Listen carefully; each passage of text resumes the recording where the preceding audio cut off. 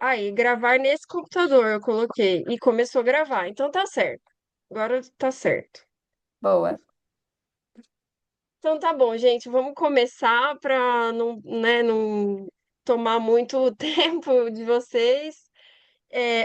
Tá, ela, meu cachorro que faz barulho com as patinhas já tá aqui do lado. Então, pessoal, vocês vão ficar ouvindo uns barulhos de patinha do meu cachorro porque ele fica andando sem O parar. meu também. Gente, eu tô muito feliz porque eu tô vendo que vocês vieram e eu queria muito conhecer a Soraya. Tô muito feliz que a Tayla tá aqui também.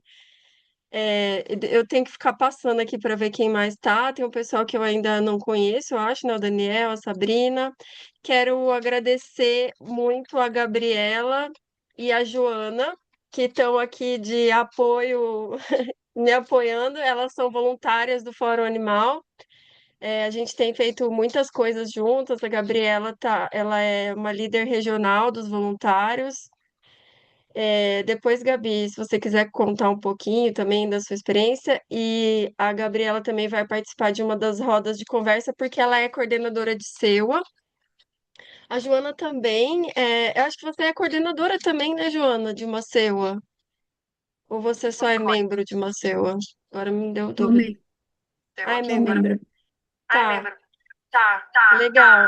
Mas assim, a gente tem muita coisa para conversar, muita coisa, assim. Bom, mas então vamos começar do começo. Vocês estão me ouvindo bem? Estão conseguindo me ver? Aqui tá tudo certo, tá? Então, qualquer coisa, por Sim. favor, falem aqui no chat. Eu não consigo ver todos vocês, mas aqui, view profile. You can't view this part. Tá, não, isso é outra coisa. Tá bom.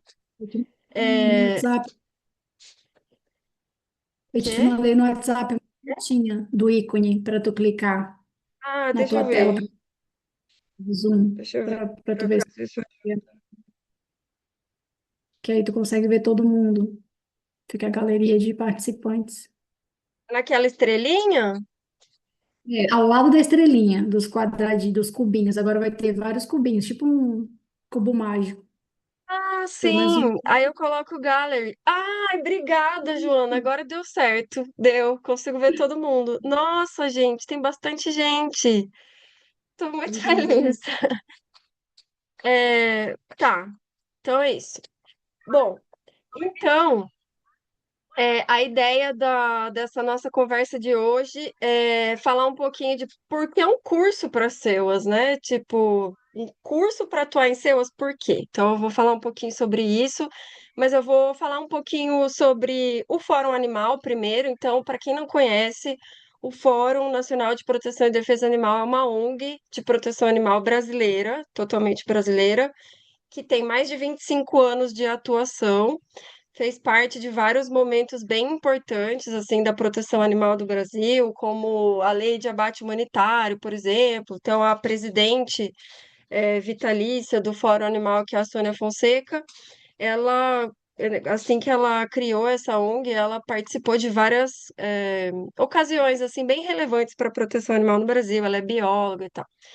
Atualmente, a presidente é a Elizabeth McGregor e o Tyson Santos, talvez vocês conheçam eles. E nós somos uma ONG que atuamos com várias espécies, porque a nossa questão principal é o sofrimento animal, a exploração animal, o sofrimento animal. Então, a gente tem várias frentes de atuação. Então, tem, por exemplo, o pessoal de animais usados para consumo, né, que trabalha com questões relacionadas aos animais usados para consumo. Tem uma frente legislativa, que é a Frente Legal Animalista, que é especificamente sobre questões parlamentares e legislativas. Enfim, eu convido vocês a conhecerem um pouco mais o nosso trabalho, entrarem no nosso site, saberem um pouco mais, né, o que que a gente faz.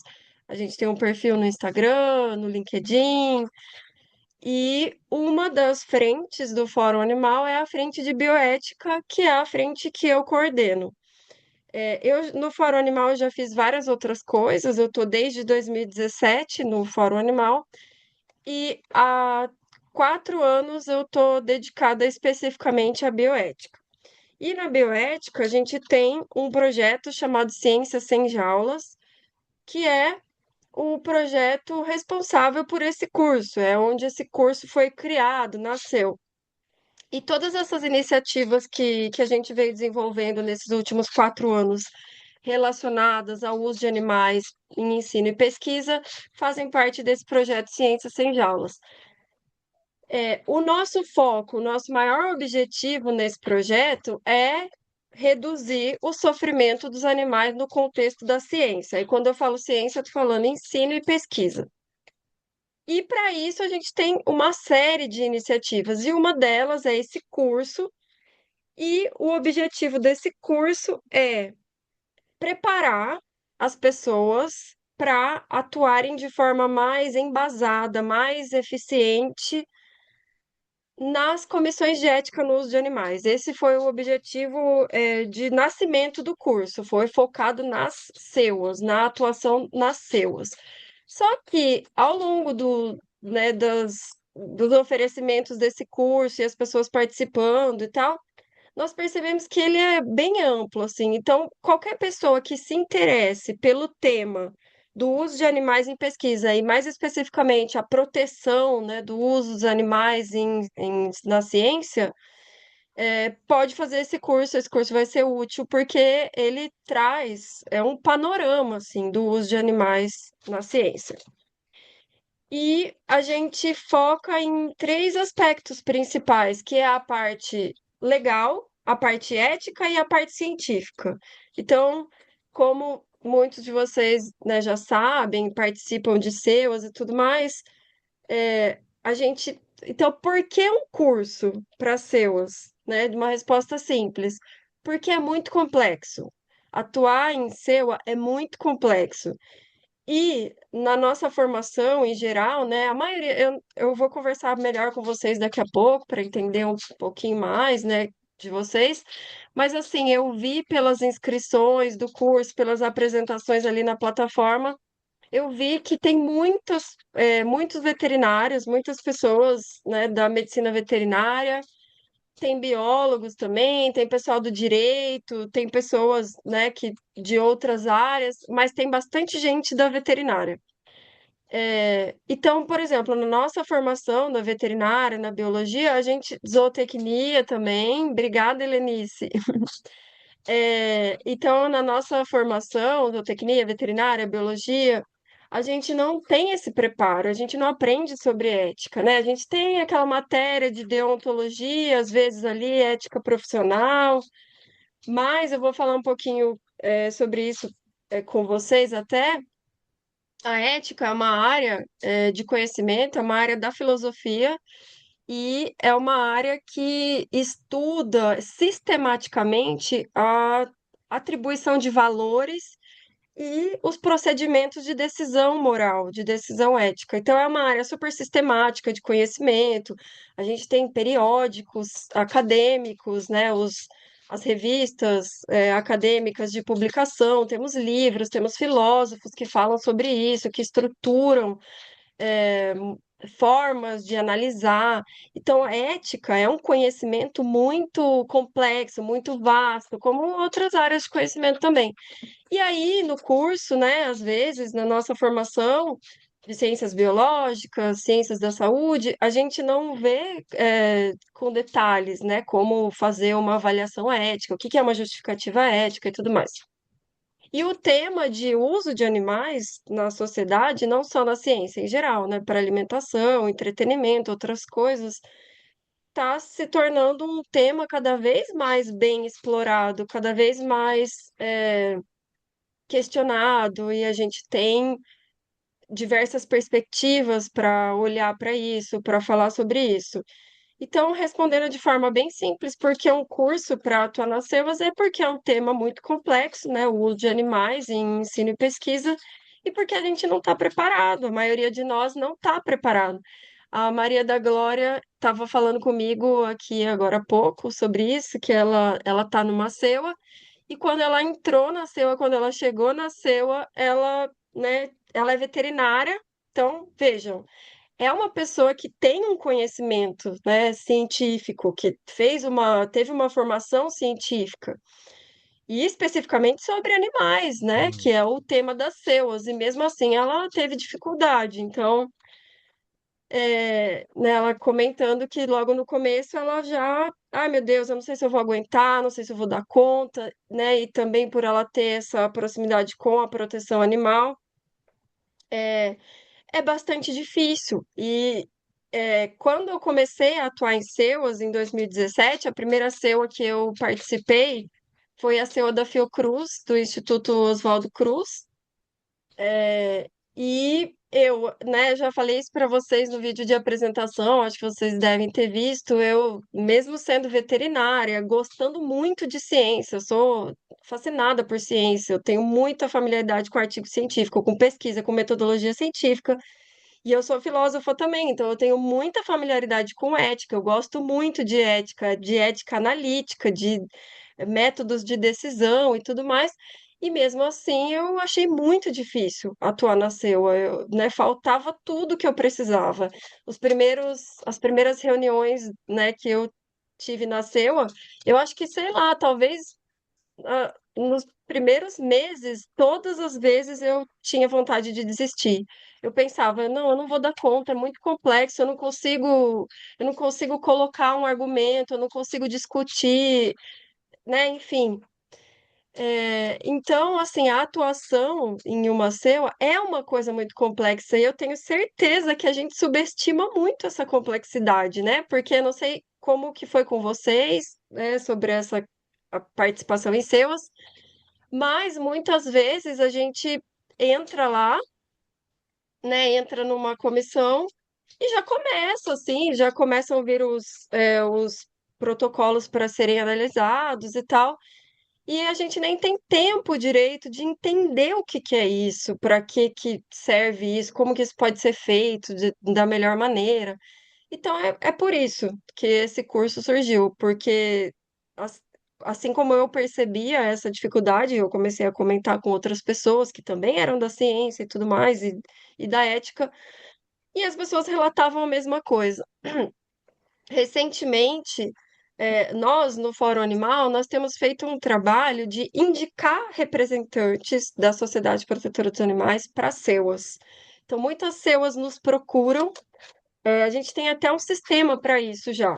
Então, a gente tem um e-mail, que é Sociedade Protetora SEUAS, e @forumanimal.org. Aí a SEUA que está procurando um representante manda e-mail para a gente e fala, né? Nós precisamos de indicação.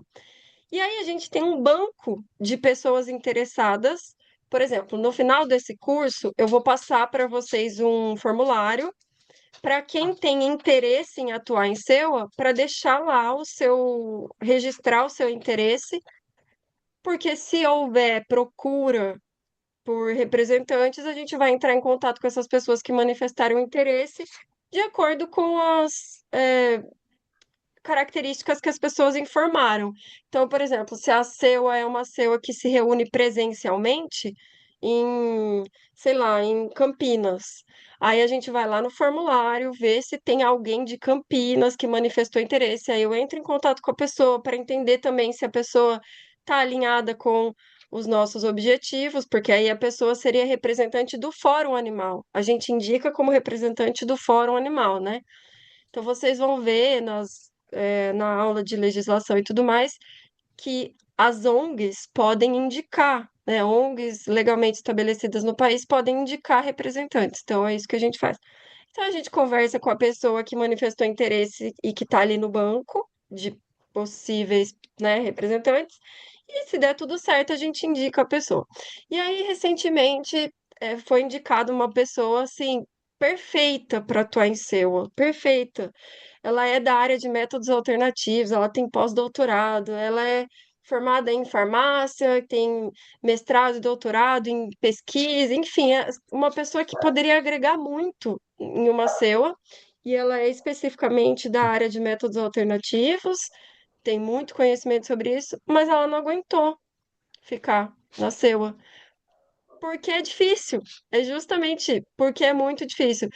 E aí a pessoa não aguenta muitas vezes é, por não se sentir à vontade ou não sentir que tem espaço para dialogar, para fazer questionamentos, principalmente, ou por outras razões, né?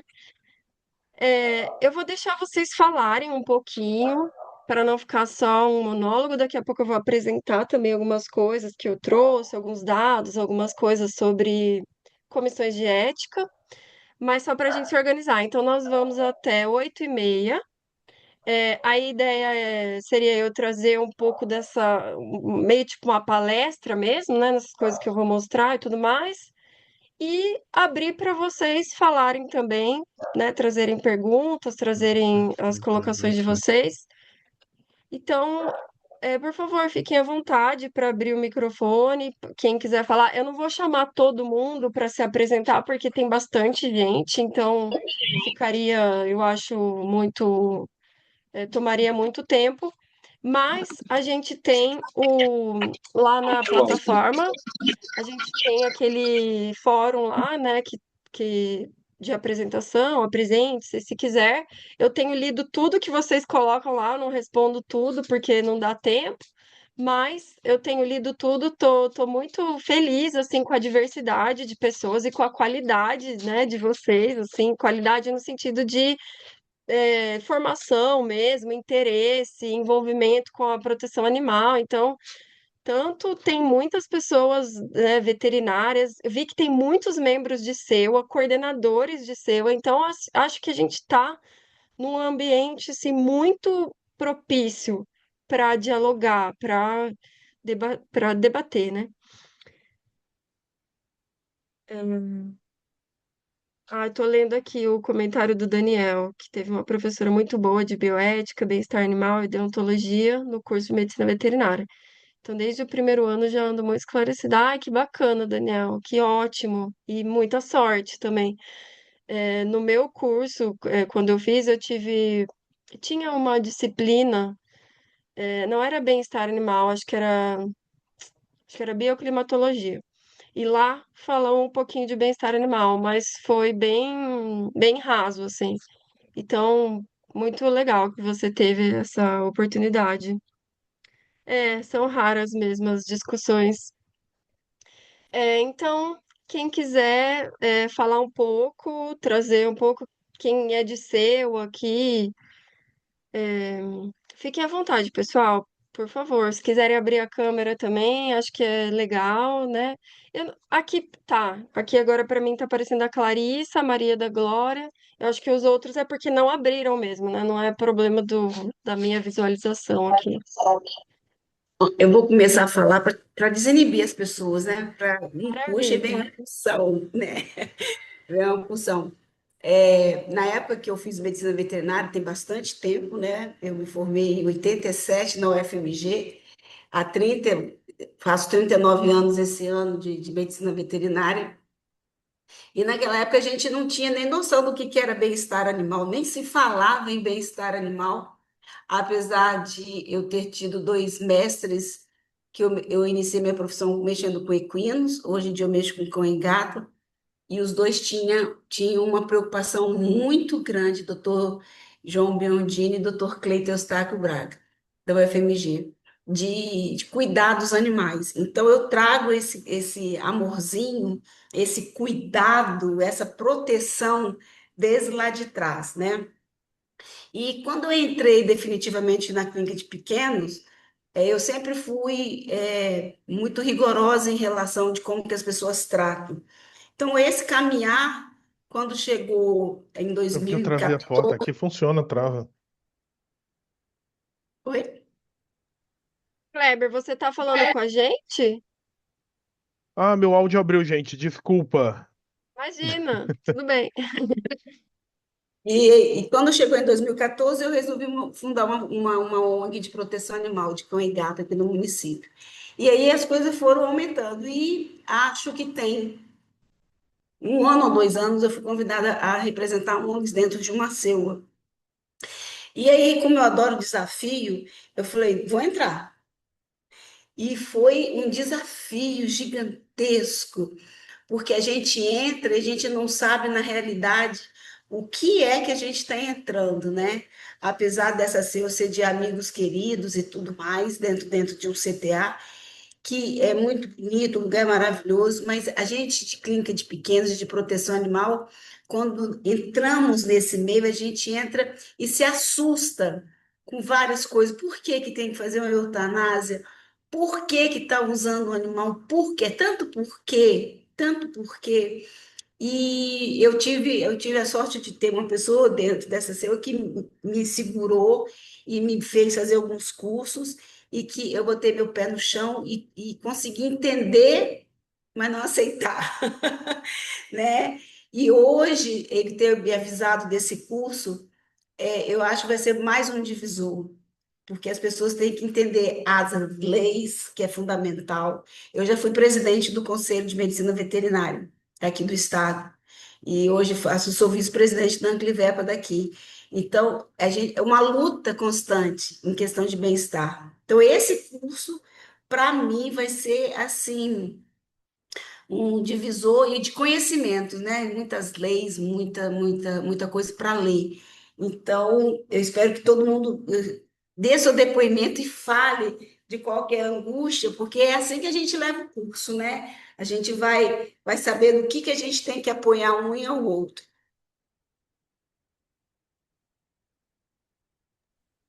Nossa, que legal o seu depoimento, Maria. É muito interessante a sua trajetória, né? Quanta coisa que você já participou, né? Muito conhecimento também você vai trazer para gente. Obrigada por ter compartilhado. Então, quem quiser falar também, fique à vontade. Eu vou ler aqui o comentário da É Mayra que fala? É, Então, a Mayra falou que, o Maíra falou que é discípula da Rita de Cássia e da Molento, eu também. É Maíra, desculpa, É, eu não estava conseguindo abrir o áudio. tá bom, é Maíra. Isso, obrigada. Tá. E a Maíra foi da CEUA, da USP, da Faculdade de Medicina Veterinária, né, da USP, onde ela se graduou. Finalizou a graduação com o direito à objeção de consciência garantido. Que legal, Maíra. E com as Eita, parece um negocinho aqui que tampa. As diversas aulas que utilizavam animais de maneira prejudicial substituídas. Foi muito bom participar desse processo. Gostaria de voltar. Nossa, Maíra, que legal. Que bacana. Muito interessante. Você deve ter conhecido, né? Conhecer a professora Júlia Matera também, né? Que substituiu o uso de animais na disciplina de técnica cirúrgica da USP. A Júlia Sim, eu Matera colei. sem. Hã? Sim, assim que eu entrei, eu colei nela, grudei nela. Maravilhosa. Sim, nossa, a Júlia Matera sempre contribui com a gente. Ela participou da última conferência que a gente ajudou a organizar no Congresso Mundial de Métodos Alternativos, que teve uma conferência satélite só sobre a substituição do uso de animais no ensino. Então, a Júlia Matera, a professora Júlia Matera, ela tem reconhecimento internacional com a substituição que ela fez, né, na Universidade de São Paulo, disciplina de técnica cirúrgica do curso de medicina veterinária, ela substituiu totalmente o uso de animais. Então, ela ficou famosa internacionalmente. E ela desenvolveu uma técnica para ensinar os alunos, para os alunos treinarem as técnicas cirúrgicas, que permite o sangramento. Então, ela usava cadáver, ela usou uma solução diferente do formol para preservar, o que já deu um upgrade nas aulas.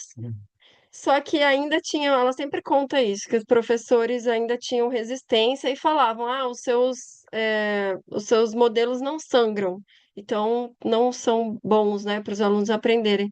Aí ela ficou com aquilo na cabeça, deu um jeito, né? Ela conseguiu acoplar um aparelho de circulação extracorpórea nos cadáveres, né? Então, tipo, tem um aparelhinho que faz a circulação e vai mandando o sangue, e o sangue vai passando, né, pelas veias lá preservadas do cadáver, e aí o animal sangra. E aí ela falou, né? Tá aí, pronto, agora os meus modelos sangram. Então é muito legal. É, Obrigada, Maíra, pelo seu comentário aqui também. Daniel, você também é aluno da Rita? Sim, a Rita é demais. A Rita também, a Rita, na verdade, é a coordenadora desse curso aqui, porque ela é professora da UFPR. Eu sou autora do curso e organizadora, mas ela que coordena, porque esse curso aqui, ele é avaliado pelo departamento, né, de medicina veterinária da UFPR. Então, ela que é a responsável por a gente conseguir fazer isso, fazer esse curso em parceria com a UFPR. Aí a gente tem a aprovação e depois os certificados também são mandados pelo sistema da UFPR. Que mais? Quem mais gostaria de comentar? Será que dá para erguer mãozinha aqui no Zoom? Que eu queria perguntar quem aqui é membro de Em SEUA. invenção eu vejo aqui, mas eu não vejo. A mãozinha tem sim, raise hand. Mas é que essa mãozinha é mãozinha de pedir para falar, né? Não é? É, Mas e acho ó, que dá, se todo viu? mundo. É, Tá, então quem é membro de SEUA, levanta a mãozinha, só para ver se dá certo, se eu consigo ver.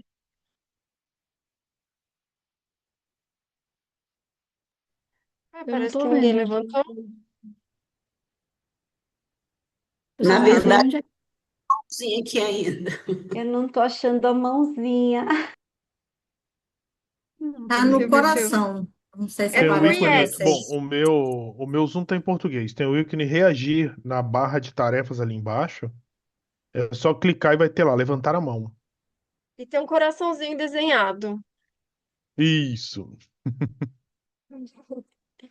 lá embaixo. Achou, Soraya? Achou. Tá. Achei, já levantei aqui. Tá. Deixa eu ver então. Nossa, olha quanta gente. Uma, duas, três, quatro, cinco, seis pessoas. Seis pessoas, né? Levantaram a mão. Bastante gente. Então temos seis membros de SEU aqui. Então quer dizer que talvez tudo que a gente estava falando de SEU para outras pessoas, né? Talvez, nossa, mas o que que é isso? Do que vocês estão falando? Mas, pessoal, não Eu se. sou ex-membro, verdade. Eu fui membro. Eu- Então já entra deixa eu me, também. deixa, Ex-membro deixa eu me também conta. apresentar, então. Eu não levantei porque eu não estou na ativa, né? Eu sou Helenice, eu sou professora na Universidade Federal do Vale de São Francisco, chamada Univasf, aqui na região de Petrolina, Pernambuco.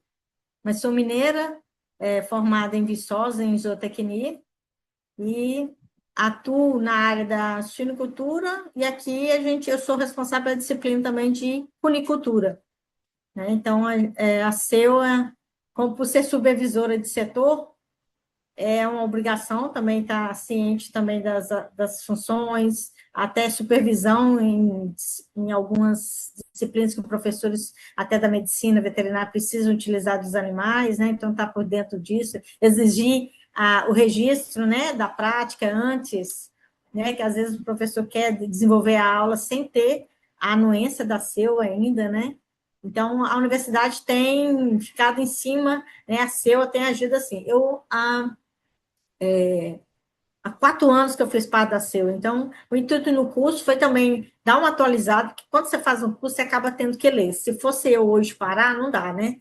Aí eu não ia pegar para ler, eu só me atualizo mandando um projeto, aí a SEU corrige, poxa, eles pegam nesse pé de novo, e a gente devolve. Então, o intuito no curso foi isso, e a gente não sabe se amanhã eu volto a participar da SEU novamente aqui da instituição, né? Que uma parte administrativa que a gente, enquanto também docente, tem que ter, né? A primeira vez eu entrei foi com o intuito até de entrar no amplo e conhecer a área do Comitê de Ética de Uso dos Animais, do que esperar a gente, na vivência, de pedir autorização, não é igual, é diferente. E eu acho, até deixar assim, um certo receio que muitos professores que a gente escuta, é o impacto que pode ter quando há um problema com a CEO, se a instituição não está fiscalizando, ela pode ser denunciada e ter aquele aspecto de multa, que aí recai sobre todos os membros, até daquilo que eu posso ter deixado, mas aquilo que eu participei naquela época, daquela gestão, né, reflete sobre mim ainda hoje, é assim que o pessoal fala. Então, às vezes dá um ar para amedrontar, onde não deveria ser, né? se todo mundo buscar, as coisas agirem e o conhecimento, as informações serem passadas de forma as pessoas realmente seguirem a melhor forma da gente poder realmente trabalhar com os animais eticamente, né? Tem que pensar também nisso, né? Nós da área dos animais, a gente entende dessa forma. Então, meu interesse é esse também, porque eu não sei se no futuro eu volto a atuar na SEU aqui da instituição.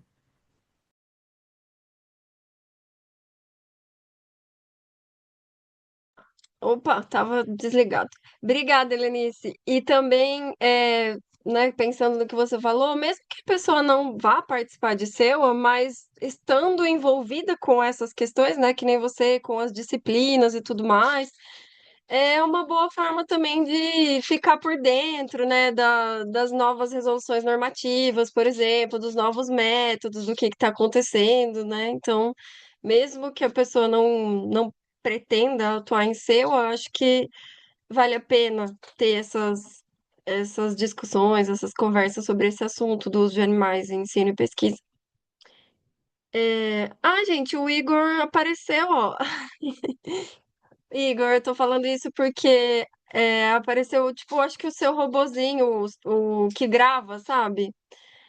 Mas acho que ele chegou antes de você. Aí, mas acho que por fim deu tudo certo.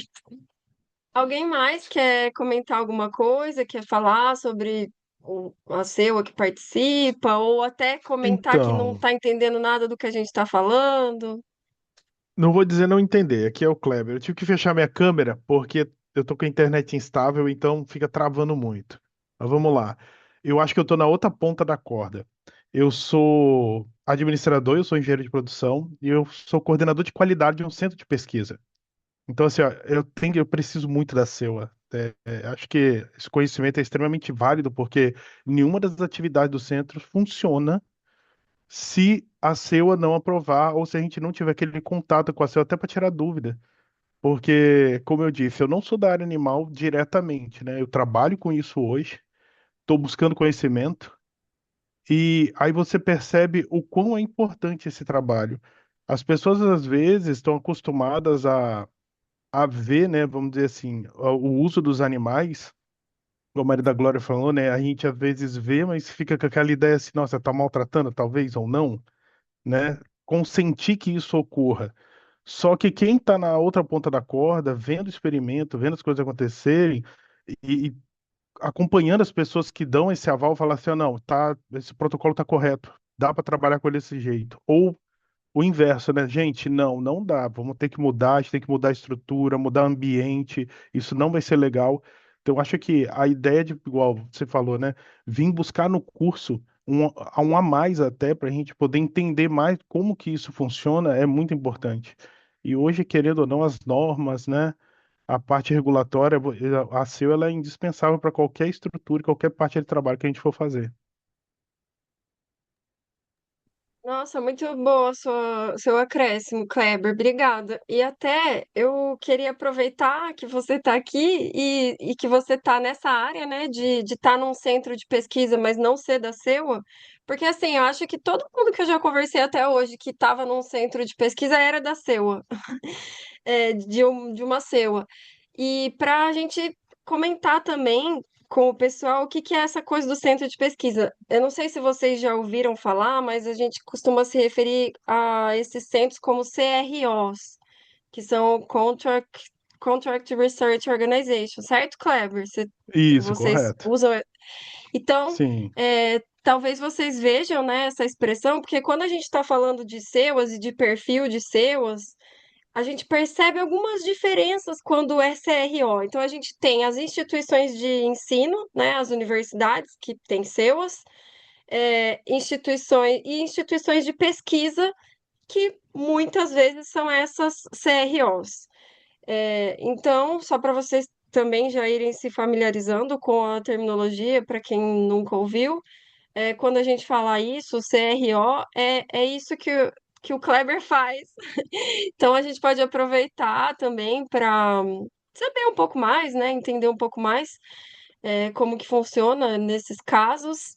E acho que é isso. Quer comentar alguma coisa, Kleber, sobre isso que eu falei? Não, então, a gente é a mesma coisa. Eu sou bem, vamos dizer assim, que eu sou bem novo no ramo, né? Eu peguei a função não tem muito tempo, mas eu acompanho igual. Minha esposa tem clínica veterinária há quase aí, vamos botar aí uns 13 anos já de clínica, basicamente. E você vê qual é a diferença. Por exemplo, aqui está acostumado com clínica, quando você entra nesse mercado, você vê que é totalmente diferente. Tratar com o patrocinador, que é quem está disponibilizando a pesquisa ou solicitando que ela ocorra, as informações que o mapa pede, que é assim, totalmente diferente do que você vê, o produto que você está vendo lá no mercado, até ele chegar lá, você tem toda uma estrutura. E assim, o bem-estar animal hoje é algo que é indispensável. Se no meio da pesquisa se constata que aquele produto pode ser nocivo, até a CEUA chegar na CEUA e falar, olha, gente, eu acho que não vai dar certo porque nós tivemos um animal que, por exemplo, né, teve um aborto. Aí para tudo para realizar uma análise para ter certeza, porque se aquilo ali for um problema, dali mesmo para a produção, assim, para todo o processo de pesquisa, toda a ideia de desenvolvimento. E coloca tudo do zero. E aí, né, o papel da CEUA, que é o que? Analisar esse protocolo e falar, ó, tá vendo aqui? Aqui a gente achou que não era nocivo por causa disso, mas combinado com esse e outro produto, isso acaba acontecendo. Que é uma coisa de interação. Acontece na parte humana também, né? E então, assim, Sim. é algo assim muito. Eu vou dizer assim que daquilo que eu estava acostumado, que eu vendo a indústria, vinha, né, da indústria de celulose e entrar para essa área é algo assim. Primeiro que eu adoro animais, né? É uma coisa. Comecei veterinário, mas não terminei, né? Tem 3 cursos, foi demais até. Mas eu vejo hoje o quão é importante o papel das pessoas que estão na CEUA e a forma que o conhecimento delas modifica totalmente a estrutura de trabalho para todo mundo. Não é só o bem-estar animal, mas o bem-estar dos pesquisadores, porque a gente está falando de pessoas, é um trabalho super humanizado, porque você tem que pensar, por exemplo, não é todo mundo que se sente à vontade nesse trabalho. Então tem todo aquele controle. Então, assim, é um conhecimento muito válido. Eu acho porque se tem mais alguém que não é da área, que está entrando, igual eu, no meu caso, que não participa de SEO, mas trabalha com isso, gente, é uma estrutura de trabalho maravilhosa. Se tiver a oportunidade de participar, participa, porque a minha esposa é de SEO e eu vejo ela trabalhando, entendeu? Uma coisa que ela gosta, ela ama de fazer. Então, eu acho, assim, super top. Conhecimento é válido e ele tá aí para ser distribuído mesmo. Obrigada, Kleber. Eu vou tentar responder aqui a pergunta da Joana. Então, Joana, você perguntou se a Embrapa se encaixa nas CROs e porque não é ensino, mas tem experimentos com animais, tá. Então, é assim, é, essas, esses centros de pesquisa, eles fazem pesquisa para terceiros, assim. Por exemplo, uma empresa que faz medicamentos, a Ouro Fino, por exemplo, faz medicamentos para, né, produtos veterinários. E aí eles precisam testar os produtos, eles precisam fazer pesquisa, precisam testar lote de vacina, enfim, coisas para o mercado veterinário. E aí eles contratam um centro de pesquisa que vai fazer a pesquisa. Então, tem algumas empresas que elas mesmas fazem a pesquisa, ou dependendo da pesquisa, elas fazem, e dependendo, elas contratam. Então, esses centros de pesquisa são empresas, né, comerciais que fazem pesquisa com animais. Então, o produto que eles vendem é a pesquisa com animais. Então, eles se especializam nisso. Então, essa parte de legislação, normas, por exemplo, tanto as normas do CONSEA, de uso de animais em pesquisa se aplicam, mas nesse caso também, né, quando é medicamento veterinário ou produto veterinário, também se aplicam as normas do MAPA para liberação de produto, controle de produto veterinário. Então, esses centros de pesquisa, eles são bem especializados, assim, em conhecer toda a regulamentação, as normas e tudo mais, e eles são obrigados a ter SEUA. Por quê? No Brasil, a gente tem a Lei 11.794, que vocês vão ver no módulo 2, que é todo sobre legislação. A gente tem a Lei 11.794, que regulamenta o uso de animais em ensino e pesquisa, e essa lei, ela estabelece a obrigatoriedade de toda instituição de ensino ou pesquisa, seja pública, privada, ou seja uma instituição de ensino ou uma instituição comercial, como os centros de pesquisa, que é o que o Kleber estava falando, toda instituição é obrigada a ter SEUA para poder desenvolver pesquisa com animais. Então, toda pesquisa com animal no Brasil tem que passar por uma revisão de um comitê, de uma comissão ligada àquela instituição. Então, a CROs tem SEUAs também. Então, é isso. Então, a Embrapa, no meu entendimento. Então, esse termo CRO não está na legislação. Eu já vasculhei de tudo que é forma. A gente não usa esse termo na legislação, mas é um termo muito usado na prática. Então, quando a gente fala sobre isso, a gente usa muito esse termo. Legalmente, né, pensando na legislação, são instituições de pesquisa. As CROs são instituições de pesquisa, da mesma forma que qualquer outra. Só que, como tem algumas particularidades, como, por exemplo, ser uma empresa comercial que está vendendo esse produto que é pesquisa com animais. Então, tem algumas questões, até entrando já mais numa questão um pouco mais polêmica e tal. Às vezes, esses centros de pesquisa é um pouco mais preocupante, assim, porque muitas vezes os membros da SEUA são todos funcionários da empresa que faz pesquisa. Não, não todos os casos, tem casos que não. Mas aí a gente começa a pensar nos problemas de conflito de interesses. Por exemplo, se é uma empresa comercial que tem o interesse, né? Mas a gente vai ver que conflito de interesse tem sempre, em todos os tipos de instituição. Mas então, no meu entendimento, eu acho que a Embrapa não seria uma CRO, no meu entendimento, mas eu posso estar enganada. A Maria da Glória comentou ali que muitos profissionais não têm ideia de todo o caminho que um produto passa até chegar no mercado. Verdade, Maria.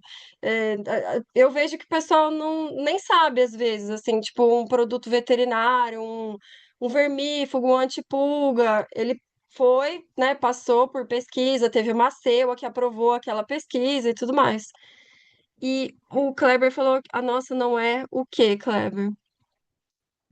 A nossa, por exemplo, é só um dos diretores que participa da SEU, mas todos os outros membros são externos. Os que votam, que analisam os protocolos, são externos. Que Todos eles, legal! justamente para a gente não ter esse conflito de interesse na hora da avaliação, porque a legislação é bem clara, né? Se eles detectarem qualquer problema de conflito de interesse nesse meio termo, perdeu-se tudo que você fez naquele período de pesquisa. Sim, muito interessante, muito interessante. O Conceia recentemente, muito recentemente mesmo, assim, foi no começo de 2026, publicou uma orientação de boas práticas para SEUAs. E lá é bem abordada essa questão do conflito de interesses. A gente fala bastante sobre, eu digo a gente, porque atualmente eu faço parte do Conceia, eu sou conselheira. O meu mandato está acabando daqui a um ano. Então eu estou há quase 4 anos lá e eu pude participar dessas orientações aí para as boas práticas. Por isso que eu lembro bem que toca muito nessa questão do conflito de interesses. Foi um tema bem discutido. Pessoal que está com a mãozinha levantada, vocês estão levantada por causa daquela pergunta, né? Ou vocês estão na fila, querem falar? Se vocês não quiserem falar, pode abaixar a mãozinha para a gente usar para saber quem quer falar. E obrigada por terem reagido. Ninguém quer falar. É, alguém quer falar mais alguma coisa antes de eu entrar Eu na minha quero, apresentaçãozinha? eu gostaria de falar. Pode falar. Tá ouvindo? Ou não? Tá ouvindo? Para mim, para mim tá cortando. Vocês estão ouvindo? Então, eu ouvi a Sabrina perguntar duas vezes se a gente está ouvindo. Ah, Eu desculpa, estou Sabrina. escutando Tá um também. delay. Bom, eu vou falar, qualquer coisa vocês me interrompam e falam que não estão ouvindo. Eu sou diferente de todo mundo aqui, porque eu sou da área de comunicação, eu sou jornalista, trabalhei a minha vida inteira em rádio e televisão, e mas sempre puxei a sardinha para a questão animal, quando isso nem não tinha espaço dentro da imprensa, aqui em São Paulo. e eu tive que ouvir muita coisa, tipo, isso é infantil, falar sobre isso ninguém quer saber. Aí eu fiz a minha pós em comunicação e eu fiz sobre isso já faz tempo, tem mais de 10 anos, é, mostrando o interesse do público em saber quais eram os testes alternativos para cosmético. Isso quando tinha acabado de ocorrer aquele caso lá no Instituto Royal, eu fui cobrir, inclusive, e, e aí passei a falar e eu sentia que parte dos editores, de quem decide a pauta, não queria saber, não entendia, e quando eu queria explicar, eu não conseguia muito, porque eu não tenho o repertório técnico-científico para isso. Então, eu logo parava no caminho, então, depois de ensaiar muitas vezes o que eu estou fazendo agora, é que eu entrei na faculdade de medicina veterinária para entender o dialeto específico, né? Porque é quase uma nova língua. Mas. E aí, tô aqui primeiro porque é um assunto que me interessa muito e porque eu entendo que a faculdade, pelo menos a minha experiência até agora, eu tô no segundo ano, é muito decepcionante para quem gosta de animal de verdade, né? Porque eu vejo como uma instituição muito mais exploratória, como explorar bem os animais do que como cuidar deles. E aí eu provavelmente vou me odiar aqui em geral, mas é a sensação dos meus próprios professores de sensibilizados, né? E aí isso me deixou ainda mais angustiada. Como eu, inclusive, ganhei o prêmio, participei do prêmio, né? E ganhei no ano passado do fórum, já fiz alguns trabalhos, uma cobertura ou outra, e o fórum sempre tá. Eu falei, bom, eu acho que talvez seja um lugar que eu consiga entender de fato questões que eu discuto, por exemplo, em sala de aula hoje, e não tenho ainda não só repertório, mas o entendimento assim do que realmente é necessário e não é possível ser substituído, né? Então é por isso que eu estou aqui. E eu agradeço. Ai, que legal! A gente que agradece, Sabrina. Que experiência interessante. E deve ser bem interessante também ir fazer a veterinária depois de já ter tido todas essas questões antes, porque aí você já vai olhando especificamente por uma questão, né? Muito legal. Parabéns, parabéns pelo prêmio também, né? O prêmio Papagaio, né? Foi a primeira Ah, que edição, né? legal, parabéns. Falar. E não, ninguém vai te odiar. Esse espaço é justamente para isso, assim, é para a gente trocar perspectivas e aprender a desenvolver esse debate, porque, como eu falei, é complexo, é complexo. E assim, eu acho que eu posso dizer que a maioria das pessoas não está preparada. Tanto no sentido de talvez não ter familiaridade com questões científicas, como talvez principalmente com questões éticas. Porque muitas coisas a gente começa a discutir já tendo uma premissa ética como base e nem se questiona sobre ela. E a comissão de ética é justamente isso, né? Senão não precisaria ter uma comissão de ética se não fosse para discutir ética, né? E aí fica aquela premissa, como por exemplo, é justo usar animais. É justo usar animais para obter conhecimento ou para avançar na ciência. Ninguém está discutindo isso. Então, né, a gente. E também porque é uma questão muito difícil, muito complexa de discutir. Porque também não é para a discussão ser opinião, né? Ah, eu acho que não pode. E o outro, eu acho que pode. Tá, mas por quê? Qual é o fundamento ético que você está se baseando para achar que pode ou que não pode? Então, muito obrigada, Sabrina. Como falaram aqui, sinta-se acolhida. Maravilhoso. Algumas pessoas escreveram aqui, e obrigada, porque eu pelo menos não me sinto tão ET, mas eu tenho discussões em sala de aula com os professores, absolutamente respeitosas, né? Discussões respeitosas, mas porque eu falo, gente, se vocês estão ensinando que é igual o humano, né? Qual é o direito? Você está dizendo que não tem diferença, ou é uma diferença muito pequena. E aí eu fico pensando, eu falei, gente, será que só tô eu vendo o óbvio? Né? Então eu fico meio perdida até, né? Mas agradeço muito. Obrigada. A gente que agradece. Mirleide, pode falar. Você levantou a mão, né? Pode falar. Estão me ouvindo? Sim. Então, não, só para complementar o que você estava falando aqui com a Joana, talvez ela é nova, eu cheguei atrasada, tá? Porque eu estava no congresso aqui. Também lembrar que esses centros, eles fazem. Eu já fui coordenadora de centro de pesquisa, tá? Hoje eu faço parte de duas CEUs. E trabalhei muito tempo no núcleo de doenças infecciosas também da Universidade Federal aqui do Espírito Santo. Então, eu lidava diretamente com a CEUA lá. Eu não era da CEUA, mas eu submetia coisas da CEUA, projetos, né? A CEUA e acompanhava esses processos. E aí, duas coisas. Primeiro, para a Joana, né? A gente faz esses estudos também para ver eficácia, para ver é, nível de eficiência desses produtos. Então, ele vai para o mercado já sabendo quanto ele funciona, como que isso acontece no animal depois. Então, nível de concentração que pode ser usado. Então, tudo isso são esses centros que fazem as pesquisas para essas indústrias, tá? Só complementando aquilo que você estava falando, talvez eu entendi um pouco mais aí de como funciona.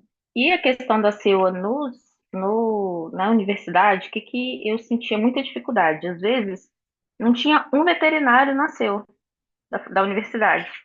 E aí, por quê? Porque lá a gente trabalha tanto com pesquisa humana, então submete-se ao CEP, e também submetia a CEUA, né? Eram sempre duas linhas de pesquisa, tanto humano quanto animais. E aí, a gente tinha muita dificuldade de explicar para as pessoas que estavam na CEU, onde não tinha um veterinário, que os animais precisavam de ter uma anestesia, por exemplo, com analgesia para alguns procedimentos.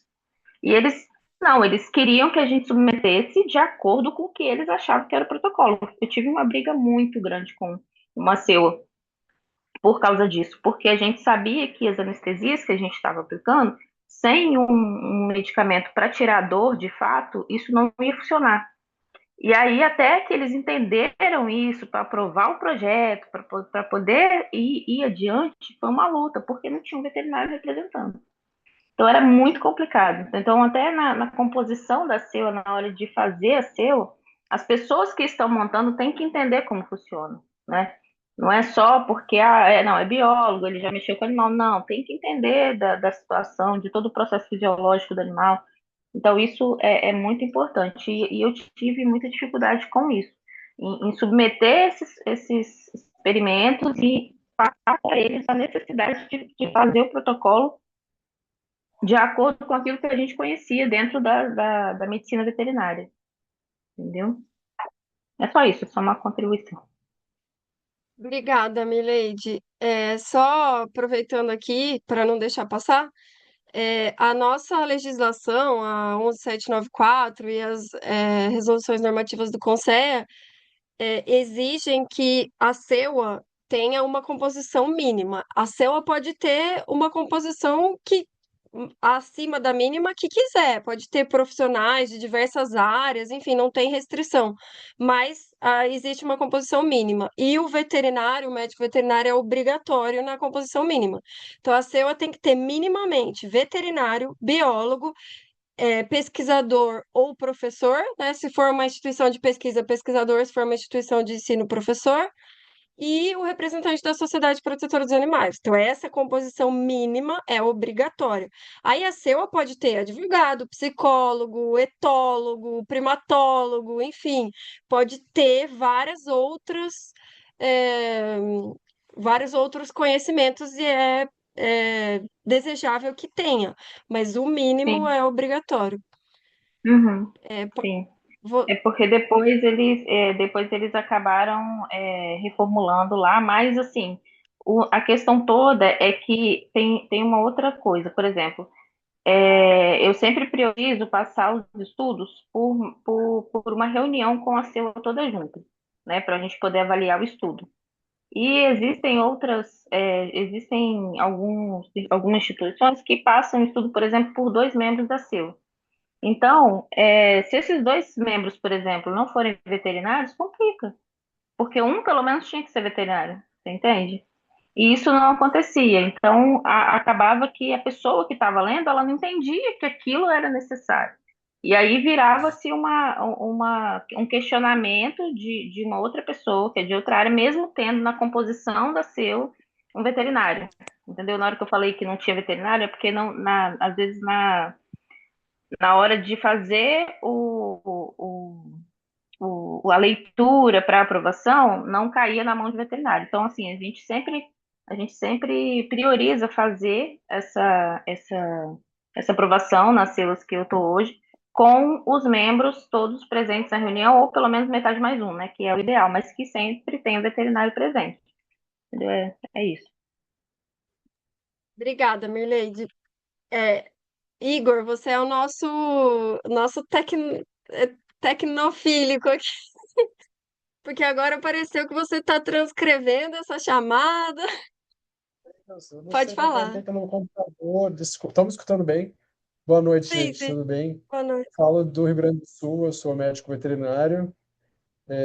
Na verdade, eu já me apresentei hoje no grupo, enfim, ali no fórum. Sou coordenador de curso já há 9 anos, né? Já vivo essa experiência. É o terceiro curso de medicina veterinária que eu implemento no estado. Não pretendo implementar outro, porque dá muito trabalho. Mas acabei me especializando nisso, assim. E aí escutei a Sabrina falando. Sabrina, foi você que comentou, né? Eu estava mudando de computador para celular e te acompanhei, meus gatos aparecendo, cachorro, enfim, acompanhei o que dava, estava chegando em casa, mas deu tudo certo. E vi você comentando sobre o desafio, né, de lidar, a frustração, na verdade. Eu me vi como coordenador de curso, né, de a frustração sua e de você é o sinal de talvez muitos, né? Acho que é um processo muito complexo. A ideia não é a gente discutir isso hoje, assim, mas me salientou, assim, discutir talvez até os avanços necessários, porque é super importante a atualização da legislação, entender que o profissional hoje, para dar uma disciplina, claro, o pessoal vai dizer muito maior do que eu no curso, mas para ele lecionar uma disciplina, ele tem que ter experiência com aquela espécie, né? Tem uma legislação já nova, obrigando que o coordenador de curso ou a instituição tenha esse cuidado, né, de que ele apresente evidências de que ele tem experiência com aquela espécie. Então, se ele não tem, ele vai ter que dar um jeito de fazer um curso e ganhar essa experiência.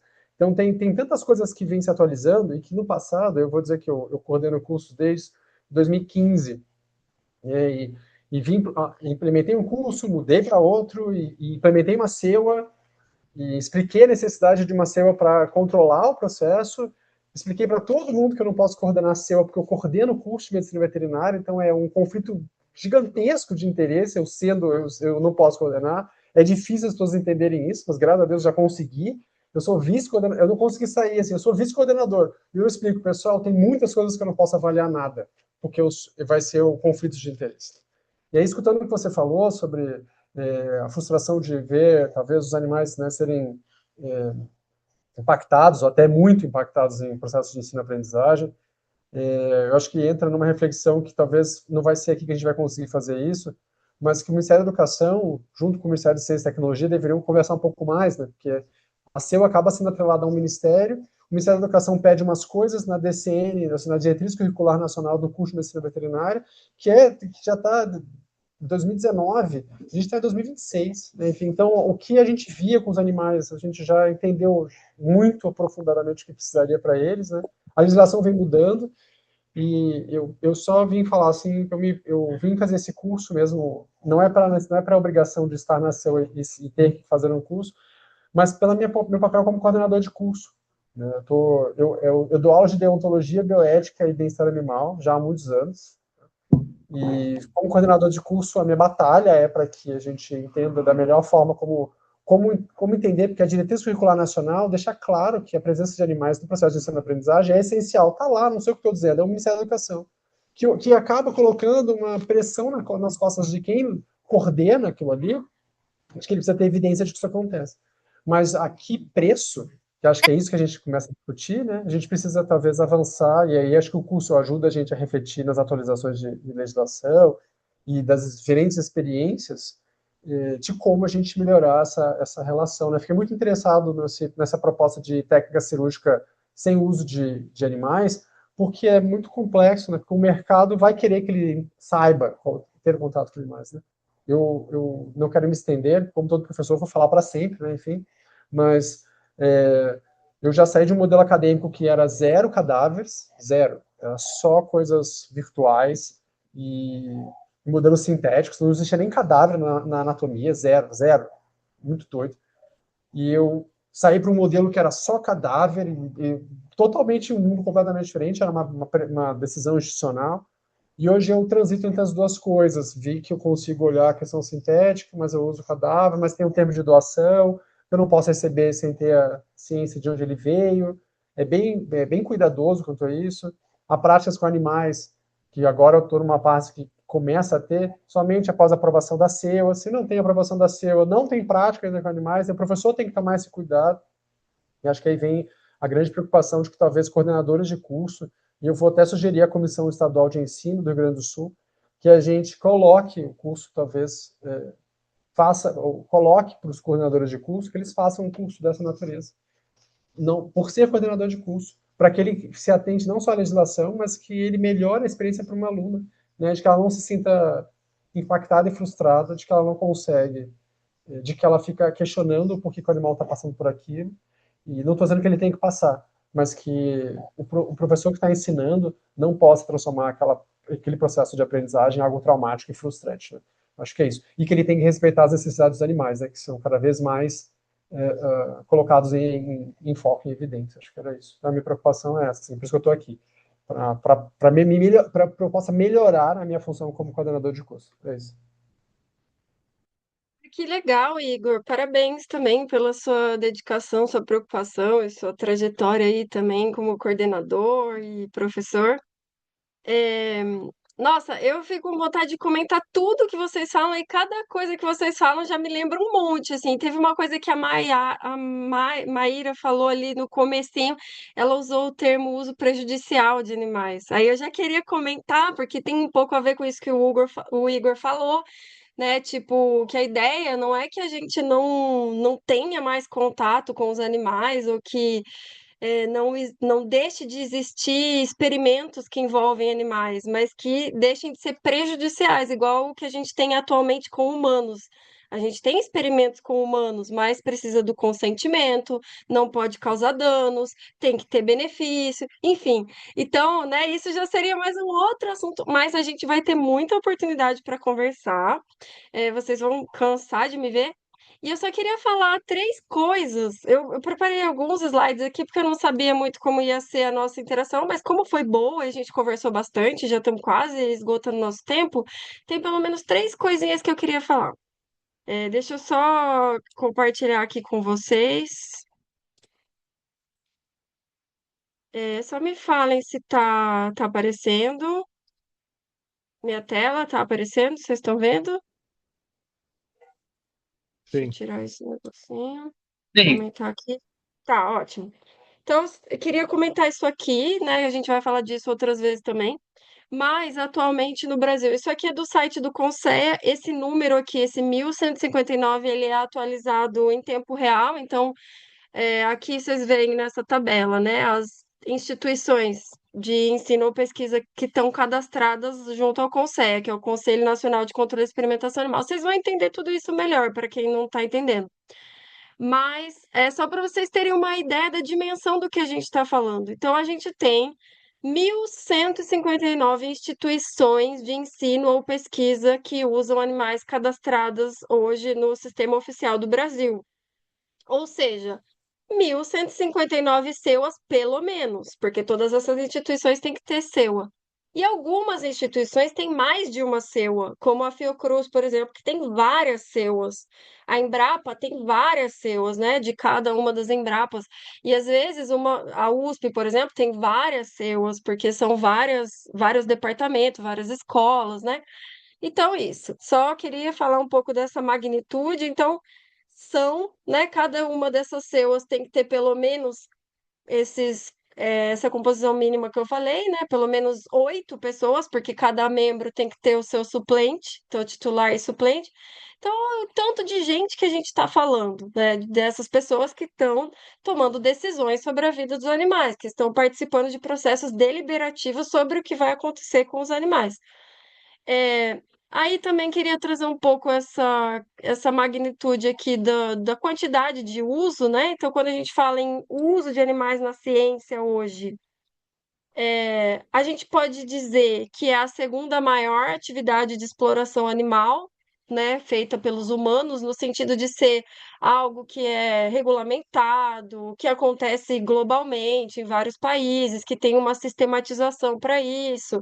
A primeira seria o uso de animais para alimentação, né, a produção animal, quando a gente fala dos números de animais usados para alimentação, é um número muito maior, mas o uso de animais na ciência é a segunda atividade, né? Lembrando que ciência engloba testes, pesquisa biomédica, então, tanto os testes regulatórios quanto pesquisa biomédica, então, só para trazer aqui uma noção de quantidade.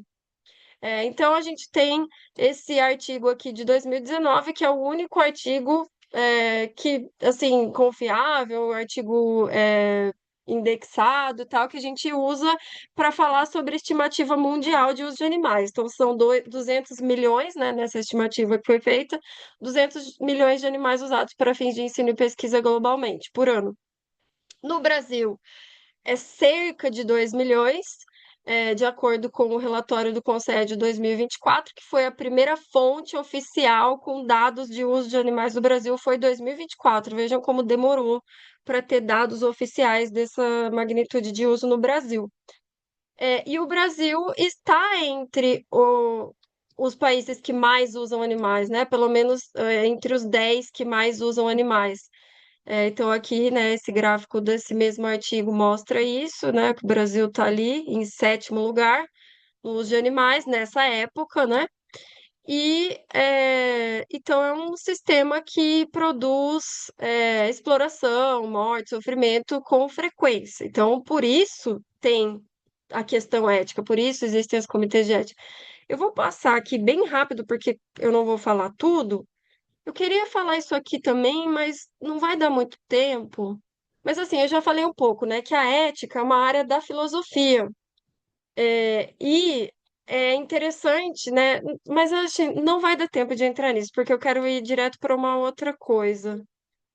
Queria comentar um pouquinho isso aqui também, a origem dos comitês de ética. Então, a gente tem uma cultura de comissão de ética, uma cultura de comitês de ética. Alguém aqui comentou, acho que foi a Mirleide, comentou dos comitês de ética em pesquisa com humanos, que são os CEPs. Aí tem o sistema CEP-CONEP, que seria algo similar ao seu, a CONSEA, né? Então, a comissão de pesquisa, comissão de ética é algo que surgiu logo após a questão toda dos experimentos nazistas, e daí teve o Código de Nuremberg que julgou aqueles experimentos, aquele conhecimento que foi gerado ali, né? Que entendeu, se a sociedade entendeu que aquilo ali foi uma atrocidade, né? Então houve esses julgamentos. Então, a partir do momento que se percebeu isso, que existe limite, que a ciência não pode qualquer coisa, então a sociedade começou a avançar no sentido de que tem que ter critério, tem que discutir, não é tudo que pode. Então, digamos que essa cultura de comissão de ética começa a se consolidar mais ou menos nessa época, depois dos experimentos nazistas, e aí a gente teve um avanço bem grande a partir da década de 70 dos comitês de ética em pesquisa com humanos. Mas já começaram a surgir os primeiros comitês de ética em pesquisa com animais também. Então, o do Canadá foi um dos primeiros. Nos Estados Unidos, né, que a gente chama de IACUCs, que são também, é tipo as CEUAs do Brasil, só que o nome é um pouco diferente, que é comitês institucionais de cuidado no uso de animais, é, que se tornou obrigatório a partir de 1975, lá com o Animal Welfare Act deles, que é a lei deles de bem-estar animal. E no Brasil, as comissões de ética, então, se tornaram obrigatórias a partir de 2008, que foi quando surgiu a Lei Arouca, essa Lei 11.794, que eu falei várias vezes e que a gente vai falar muito. E no Reino Unido, embora já existisse uma cultura de comitês de éticas anterior, eles se tornaram obrigatórios a partir de 2012. Então, só para dar um panorama, comitê de ética é algo que existe em praticamente todos os países que fazem experimentação séria com animais, né, que tem uma produção científica, assim. É, praticamente todos os países, até onde eu sei, que tem uma importância assim na ciência de uso de animais, tem comitê de ética, até porque os periódicos, as revistas acadêmicas exigem, a maioria delas atualmente exige a aprovação do comitê de ética. Então, mesmo que seja um país que não é tão cuidadoso assim, com regras de uso de animais, né, de bem-estar animal, mesmo esses países têm que ter, porque os periódicos nos quais eles querem publicar exigem. Então, é uma coisa muito mundial. E da mesma forma que essas regras assim são mundiais, os problemas também são muito mundiais. A gente vai falar bastante dos problemas dos comitês de ética. Um dos grandes problemas é conflito de interesse, o outro grande problema é a falta de conhecimento, a falta de preparo. E isso, assim, não sou eu que estou falando. Existem muitos artigos, científicos publicados sobre comitês de ética.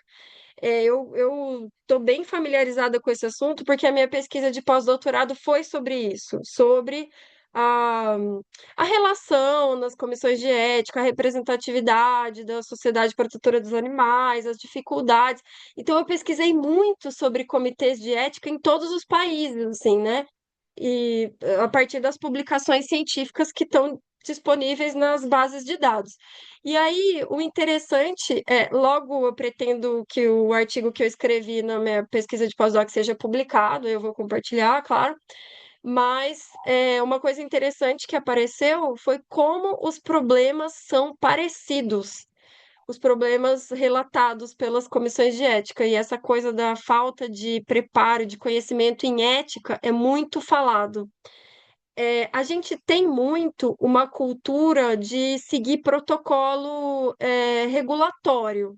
Então, assim, é obrigatório, tem que fazer, o Conselho está exigindo, vamos seguir as normas, né? Isso até que está avançando bem no Brasil. Assim, a gente tem né, bastante regulamentação e as instituições estão tentando seguir. Mas a parte de discussão ética mesmo, ela fica bem pobre, assim.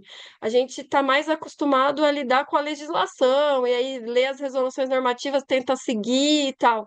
Só que tem uma parte da ética que não está dito o que que é para fazer. Não está escrito lá, faça desse jeito. Tem que ser discutido e depende de cada caso. E é nessa parte que a gente está ainda muito imaturo, assim. Não só a gente no Brasil, mas é um problema global. É, eu vou pular essa parte aqui. Aqui eu trouxe alguns artigos que discutem sobre essa questão dos comitês de ética. Então, tem alguns artigos que são bem famosos, assim, que tem bastante discussão. Eu trouxe um pouco sobre eles, mas não vai dar tempo de falar agora, mas a gente fala em outras oportunidades aqui ao longo do curso. Mas eu queria pular com vocês para isso aqui, ó. Eu gosto muito desse tema dos vieses cognitivos, que é um grande problema que a gente tem, nos comitês de ética. A gente, enquanto pessoas que vão avaliar, a gente tem muitos vieses e a gente precisa, assim como na ciência, a gente precisa tomar providências para evitar os vieses. Por exemplo, quando a gente vai fazer um estudo científico, a gente não tem que fazer duplo cego, a gente tem que tomar cuidado para não ter interferência do observador, né? A gente toma várias providências. Deixa eu só voltar porque é disso aqui que eu tô falando. A gente toma várias providências na ciência para evitar os vieses cognitivos, justamente porque a gente quer que as respostas científicas que a gente vai obter sejam confiáveis e não sejam enviesadas. Mas isso acontece na ética também. A gente também precisa tomar cuidado com os vieses que a gente tem, né? Por exemplo, a pessoa trabalha com aquilo, ou ela é um pesquisador que vive daquilo, que faz aquilo. Será que ele é uma pessoa adequada para avaliar o uso de animais em algo parecido? Ou será que ele pode ter questões enviesadas que vão atrapalhar ele fazer um julgamento ético, né? Então, isso aqui é um outro tema, mas eu queria passar direto para cá. Peraí, gente, vou chegar lá. Ah, não. Ah, meu Deus, cadê? Peraí.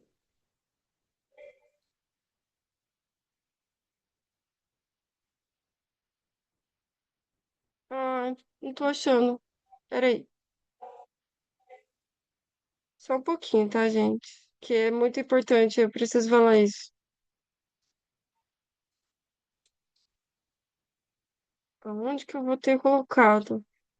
Ah, eu vou entrar aqui que tá mais fácil, que aqui eu vou achar. Aqui. Só que eu vou aumentar para vocês enxergarem, né? Vocês estão enxergando? Tá muito pequeno? Deixa eu ver se eu consigo. Ah, tá. Assim fica melhor, né? Vocês estão enxergando? Isso aí. No Brasil, o uso de animais em ensino, pesquisa Sim, ou teste. É isso que vocês estão sim, vendo? sim. Isso. Tá, tá. Então, por que que eu queria trazer isso para vocês? Isso aqui é um entendimento meu. Eu pretendo desenvolver isso, publicar e tal, porque eu acho que o que me permitiu chegar nisso aqui foi essa minha experiência bem multidisciplinar, assim, esses anos no Conselho, atuando em SEU, né, trabalhando numa ONG de proteção animal e fazendo parte desses congressos científicos e tudo, eu consegui chegar nesse entendimento aqui que eu queria compartilhar com vocês, porque isso não está em nenhuma aula. Então, no Brasil, atualmente, a gente tem uma situação assim. Considerando as nossas legislações e tudo mais, principalmente a Lei 11.794 e a Lei de Crimes Ambientais, que é a lei que criminaliza maus tratos. Vocês vão ver isso tudo melhor no módulo de legislação, que já é o próximo. Mas considerando tudo, considerando o nosso cenário, a gente tem essas quatro situações de uso de animais. Então, no Brasil, o uso de animais em ensino, pesquisa ou testes pode se enquadrar em uma dessas situações aqui. Então, a gente tem a exigência regulatória, que é quando leis ou regulamentos exigem dados obtidos por estudos com animais para registro de medicamentos, vacinas, insumos ou outros produtos. Então, eu não lembro o nome, acho que é o Kleber, né? O Kleber da CRO, ou a Mirleide, que tem alguma experiência com isso também, podem até, né, reconhecer aqui isso. Então, por exemplo, o MAPA, o Ministério, da Agricultura e Pecuária, ele exige testes com animais em alguns casos, exige. Então aí não é opcional, né? Porque é uma exigência regulatória. Se a gente quer mexer nisso, se a gente considera que isso está errado, que não precisa ser assim, a gente precisa seguir um caminho de diálogo com o mapa, de, né, mudar a regulamentação, de falar, olha, mas precisa ainda dessa exigência, olha, os outros países não estão exigindo. É um caminho mais complexo, né? E de fato isso também está sendo feito. A gente tem diálogo com o mapa, por exemplo, de algumas exigências que eles fazem de teste de eficácia, teste de segurança em vacinas que não precisaria fazer, né, por outras razões. Tem algumas situações que a legislação está um pouco obsoleta e não está exatamente atualizada com coisas já que existem atualmente, mas é um caminho mais complexo, esse do regulatório. Mas então quer dizer que o uso de animais na pesquisa, em alguns casos, é obrigatório, mas é a minoria. Depois eu vou mostrar um outro gráfico para vocês. Deixa eu ver se ele tá fácil aqui, peraí. Vou dar um ESC. Não, eu vou ter que sair daqui para entrar nesse. Peraí. Então, Karim, esse é um ponto importante porque hoje, por exemplo, você tem aí até o próprio mapa mesmo pressionando para utilizar estruturas de estudo e pesquisa utilizando o mínimo possível de animais, ou se possível, nem utilizar. Tem novos Uhum. estudos aí que estão para trabalhar. É como eu falei, a minha área, e a área até que eu tenho interesse em fazer doutorado, é o regulatório. Justamente para avaliar vários pontos que a gente vê que podem melhorar. Só que a gente percebe isso, por Falando, desculpa, exemplo, só porque eu não tô é o conseguindo ver. Kleber. É o Ah, tá, Kleber. tá bom, tá.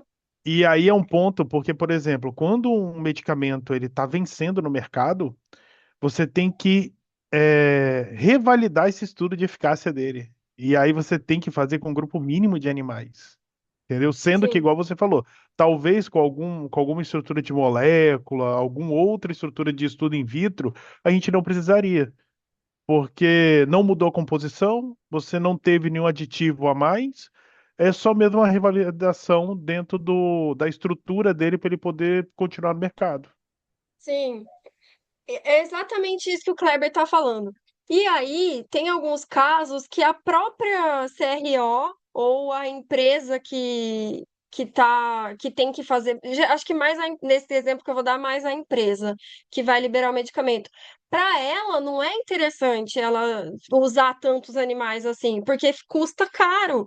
E ficar fazendo de novo o teste para vários produtos que já tem, já são testados, mas, né, enfim. Então, muitas empresas elas têm interesse em usar métodos alternativos ou em não precisar refazer estudos, mas como tem a exigência regulatória, muitas vezes elas têm que fazer, né? Quando é exigência, elas têm que fazer, muitas vezes não, elas têm que fazer quando é exigência. Então, é do interesse da sociedade que os animais não sejam, né, não sejam usados tantos animais, que não exista tanto sofrimento, é do interesse de muitas empresas e existe de ciência mostrando que existem outros caminhos. Então, é muito, às vezes, o caso de juntar tudo, de tentar avançar nesse diálogo. O que eu queria mostrar quando eu falei que era a minoria é que eu gosto muito desse gráfico aqui, que eu acho que ele é bem visual. Então, aquele mesmo artigo. Ah, não, isso aqui é da Comissão Europeia, porque os dados da Comissão Europeia de uso de animais são muito bem relatados, assim, eles têm relatórios anuais de uso de animais, é bem detalhado. E essa tendência de uso de animais em pesquisa, ela é mundial também, essa divisão. Então, a maioria dos animais usados em pesquisa atualmente são usados em pesquisa básica e pesquisa aplicada. A maioria. E podem ver como é bem parecido aqui. A pesquisa aplicada a gente também pode chamar de pesquisa biomédica, assim. Tem algumas divisões ali internas, mas que são essas pesquisas, assim, geralmente para doenças em humanos, para tratamentos, muita coisa de psicologia, de doenças metabólicas, enfim, essa parte de pesquisa biomédica. E a pesquisa básica são pesquisas mais, assim, de entendimento de fisiologia, funcionamento, moléculas, novas moléculas, e é o principal, é pesquisa básica e aplicada, é a maioria do uso de animais. Os testes regulatórios, que são esses obrigatórios, a gente está chamando tudo isso de teste regulatório, né? Essa parte de exigência para liberação de medicamento, que pode ser pelo mapa ou pela Anvisa, dependendo, né? Se for medicamento veterinário, é o mapa, se for medicamento humano ou produtos, não só medicamento, produtos, né? Até material escolar, brinquedo, qualquer produto que vai entrar em contato com o uso humano tem que passar por teste de segurança. Então, tudo isso é teste regulatório, mas vejam como o teste regulatório é uma porção menor do uso de animais. E aqui tem produção, seria imunobiológico, soro, vacina, mas aqui só para vocês terem uma ideia, então, de que o uso regulatório é menor, é um uso menor, né? A quantidade não é o principal. Aí vou voltar aqui para aquele lá. Deixa eu aumentar. Tá. Então, a gente já falou aqui do primeiro caso, né? Que é aquele menor. Aí a gente tem uma situação que é proibido atualmente, de acordo com a nossa legislação brasileira, em muitos casos o uso de animais na ciência já é proibido. Então, em que casos que é proibido? Se o experimento em questão estiver proibido pelo CONSEA, segundo a Lei 11.794. Então, o CONSEA tem a competência para proibir certas coisas de acordo com o nível de sofrimento que se entende. Isso nunca aconteceu. Não existe, ainda não tem isso. Mas o CONSEA pode fazer isso. De acordo com a legislação, o CONSEA tem essa competência de proibir algum tipo de experimento. Indiretamente, isso acontece, porque quando o Conselho estabelece que o nível de sofrimento tem que ser compatível com os benefícios, que tem que ter finalização humanitária, né? Isso já é uma forma de proibir certas práticas que vão levar a esse problema. Mas não tem nenhum método que está atualmente proibido. Por exemplo, o nado forçado, teste de nado forçado, que é um teste muito usado em estudos de psicologia, que já é proibido em alguns lugares, não é proibido no Brasil. Então, a gente pode ter essa situação de proibido, nesse caso, ou quando existe um método alternativo reconhecido e aplicável pelo CONSEA. Então, pelas regras do CONSEA, Quando um método alternativo é reconhecido pelo CONSEA, ser reconhecido pelo CONSEA significa ter passado por um processo de análise, o método tem que ser já validado internacionalmente e tudo mais, até que ele vai chegar num status, ele que eu digo, o método vai chegar num status legal que ele é reconhecido no nosso país. E quando ele é reconhecido, o uso de animais para aquela finalidade se torna proibido. Um exemplo, e a gente tem aqui a Tayla, se ela quiser comentar, é o caso do diagnóstico da raiva. Então, eu falei a Tayla porque ela foi uma das pessoas muito importantes para esse processo do reconhecimento dos métodos alternativos do diagnóstico da raiva, porque ela implementou os métodos alternativos e mostrou, provou cientificamente que esses métodos são seguros e podem ser usados no Brasil. Tá. Então, um método, quando ele é reconhecido pelo CONSEA, né, o método alternativo para fazer o diagnóstico da raiva. Como esse método foi reconhecido, esses métodos foram reconhecidos, usar animais para isso já não é mais aceitável, não é mais permitido. Então, nesse caso, também é proibido. Tem uma questão dos 5 anos de vigência que os laboratórios e os órgãos têm para se adaptar, mas o status, né, desse método passa a ser proibido. Esse caso, né, o uso de animais para isso passa a ser proibido. Então, isso foi um exemplo. Aí, uma outra situação que a gente tem é crime. Então, existe uma situação, existem casos em que o uso de animais, mesmo que para fins científicos, cai em crime. Que eu peguei aqui exatamente o trecho como está na lei, que é a Lei 9605. Tá errado ali o número, tá, gente? Tá 9695, mas é 9605. Então, se alguém realiza uma experiência dolorosa ou cruel em animal vivo, ainda que para fins didáticos ou científicos, quando existirem recursos alternativos, isso é crime. Porque a lei de crimes ambientais é uma lei, né, como o nome diz, ela é criminal. E o artigo 32, onde tem esse trecho, ele criminaliza uma série de práticas, inclusive essa. Então, a gente vai ter uma situação de crime quando existirem recursos alternativos. Então, um exemplo que eu gosto para exemplificar isso aqui seria, por exemplo, uma caixa de Skinner. A caixa de Skinner poderia se enquadrar como crime. Não está escrito em nenhum lugar assim, caixa de Skinner é crime. Não está escrito. Porque isso aqui tudo é o uso da legislação. E isso não está escrito dessa forma, mas se a gente for analisar, por exemplo, se uma CEUA for analisar o uso de animais em uma aula que esteja pretendendo usar caixa de Skinner para mostrar que os animais aprendem por condicionamento. Uma pessoa que esteja na CEUA, que vai analisar esse projeto de aula, ela pode dizer, olha, a gente nem precisa avaliar isso aqui, porque isso aqui se encaixa como crime. Nem poderia, porque existe recurso alternativo. Então, essas seriam situações de crime. É claro que o termo que é usado pela Lei 9605 é recurso alternativo, não é método alternativo, e a gente tem uma definição de método alternativo. O CONSEA define método alternativo. Então, aqui acaba caindo numa complexidade de interpretação, mas a nossa lei diz isso. Então, existem usos de animais que se encaixariam como crime, mesmo para fins didáticos e científicos.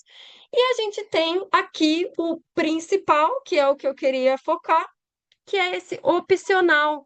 Por que que eu acho que é nisso que a gente tem que focar? A gente aqui nesse curso, o nosso objetivo aqui. Porque o exigência regulatória é um caminho mais político, né? Também a gente pode se envolver com isso, mas é uma questão um pouco mais fora do nosso alcance, digamos assim. O proibido já é proibido. A gente precisa usar, entender a nossa legislação e usar ela, mas já tem um caminho para isso. O crime é a mesma coisa, né? Já tem uma forma de lidar com isso. Agora, o opcional, que é o que as CEUAs avaliam, né? Que é o que acaba ficando na dúvida e que é aquilo que eu falei, não é matemática, não tá assim, é assim que tem que ser feito, tem que ser discutido. e é a maioria dos casos. Então, se não houver exigência regulatória da Anvisa, do MAPA ou do IBAMA, porque no caso de produtos ecotóxicos, quem se envolve também é o IBAMA. Então, se não for uma exigência regulatória, se não for proibido, né, se não tiver claramente proibido de acordo com as regras do Conceia. Um outro caso proibido pelas regras do Conceia é o uso de animais em atividades demonstrativas para ensino. O uso de animais em atividades que sejam meramente demonstrativas ou observacionais. Tipo assim, o professor usar animais só para mostrar que um medicamento funciona. Então, o uso para fins demonstrativos e observacionais, atualmente pela RN 53 do Conselho, já é proibido, que eu esqueci de comentar ali em cima. Então, mas aí não é disso que a gente está falando, a gente está falando do opcional. Então, se não houver exigência regulatória, se não for proibido já, né, pelo Conselho, se não for crime, de acordo com a Lei 9605, né? Esses casos que não tem discussão se tem método alternativo ou não, porque no caso de farmacologia ou produtos moléculas e tudo mais, tem toda uma questão de validação do método que tem que ter passado por vários estudos mostrando que é seguro, que tal, porque existe um risco de saúde pública e tudo mais. Então a gente precisa daqueles conceitos bem estritos de método alternativo, de processo de validação e reconhecimento. Mas no caso de uma caixa de Skinner que está ensinando que os animais têm condicionamento, né? Que eles aprendem por condicionamento. Não existe um risco, não está colocando uma população em risco se trocar por um método alternativo. Então, nesse caso, o conceito de recurso alternativo faz muito mais sentido. Mas então, voltando aqui. Então, se não é crime também, nesses casos, o uso de animais é uma escolha. Isso é muito importante. É uma escolha do pesquisador ou instituição, desde que. Ai, desculpa. Desde que cumpridas as leis, normas. É que o coisa fica em cima e me atrapalha a ler. Leis de que cumpridas as leis, normas e regulamentos aplicáveis e aprovado pela Comissão de Ética no uso de animais. Então, se está seguindo tudo, né? Que todas as exigências e não é obrigatório, então é uma escolha do pesquisador ou instituição. E tem que passar por uma comissão de ética. Então, todos esses casos que são a maioria que ninguém não está em lugar nenhum escrito que é obrigado a usar animais, mas também não está em nenhum lugar escrito que não pode usar animais. Esse limbo, né? Cabe, cabe a decisão da CEUA. Então, vejam como é importante essa responsabilidade. É a decisão, e é a maioria dos casos que tem que ser decididos e não é tão simples, né? Não é óbvio que pode ser feito, não é óbvio. Isso tem que ser discutido. E aí vem a questão da ética, né? A ética é uma área que tem método, que tem conhecimento, que tem literatura. Então, para fazer essa análise, é preciso embasamento também. E era isso que eu queria compartilhar com vocês, para vocês, né? Então, por que um curso? Por que um curso para atuar na CEUA? Porque é complexo, porque é muito difícil e porque é muito relevante. É muita responsabilidade. Então a gente tem que fazer isso de uma forma qualificada. E esse conhecimento, né, fazer isso dessa forma é, é difícil. Então, por isso, um curso. Deixa eu sair daqui e parar o compartilhamento. Tá. Olha, desculpem, a gente passou 10 minutos do nosso horário, mas eu queria muito passar para vocês esse entendimento aí do status do uso de animais para fins de ensino e pesquisa e por que um curso. Espero que eu tenha conseguido responder essa pergunta de por que um curso e queria ouvir vocês.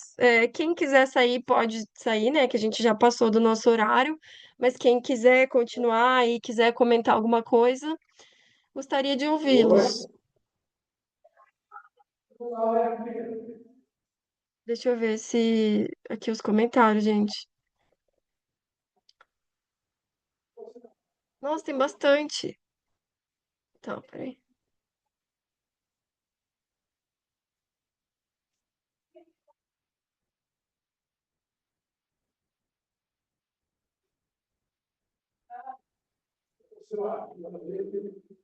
Daniel. O Daniel achou interessante aqui que não tinha os dados oficiais. Pois é, né? Como demorou. E o Canadá e a União Europeia são os que têm melhores, assim, dados de uso de animais. Eles separam por procedimentos também. Aqui no Brasil, a gente não tem o dado oficial do grau de invasividade, né? Que a gente tem os graus de invasividade no uso de animais que são 4 graus, né? Que é o leve, o moderado, o grave e o severo. E lá no Canadá e na União Europeia, eles têm a informação de qual a porcentagem dos usos de animais são dos graus mais altos, dos graus mais baixos. Aqui a gente ainda não tem essa informação. E nem para que é usado. Por exemplo, é teste regulatório, é pesquisa básica, é pesquisa aplicada, a gente também não tem essa informação. Por isso que eu fiz aquele gráfico com os dados da União Europeia, porque a gente não tem aqui no Brasil. Pode falar, Kleber. Então, no meu caso, é mais uma dúvida, tá, Karine? Talvez algum outro colega aí saiba responder e puder ajudar, porque é uma coisa assim que eu vi acontecer no passado, por acompanhar, né, a minha esposa no mestrado, doutorado, e que eu fiquei curioso, porque eu pensando se isso realmente é comum. Hoje em dia eu acho que não é comum, do meu ponto de vista, mas vou te dar um exemplo. É, um dos trabalhos que eu acompanhei, né, na época, não como coordenador, mas como apenas assim observador na área da pesquisa com o pessoal da Universidade Federal aqui no Estado do Espírito Santo, que antes você era obrigado a eutanasiar todos os animais, mesmo aqueles que não tinham sido inoculados com patógenos. Hoje você consegue transferir eles, ou até mesmo alguns você doa como animais de estimação.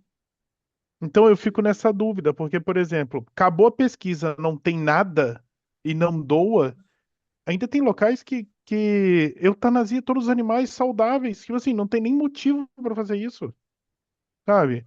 E essa é uma Sim. dúvida que fica. Eu falei, até onde isso aí pode ser considerado bem-estar animal e até onde isso pode ser tratado como crime? Como é que a gente consegue, por exemplo, bom exemplo, né, faz uma denúncia, como que isso vai proceder depois? Entendeu? Como que a SEUA reage a isso? Sim, sim. E uma coisa interessante também e muita gente não sabe, a eutanásia não é o único destino dos animais, né, usados em pesquisa. A legislação permite que os animais sejam doados para instituições idôneas ou de proteção animal. E tem alguns lugares que fazem isso, né? No Brasil, vocês vão ver isso nas aulas. A professora que fala sobre isso é a Luciana Honorato, ela tem um vídeo só sobre isso. É, existe a ideia de pensar numa vida pós-experimental desses animais, né? Porque muitos são saudáveis e tudo mais.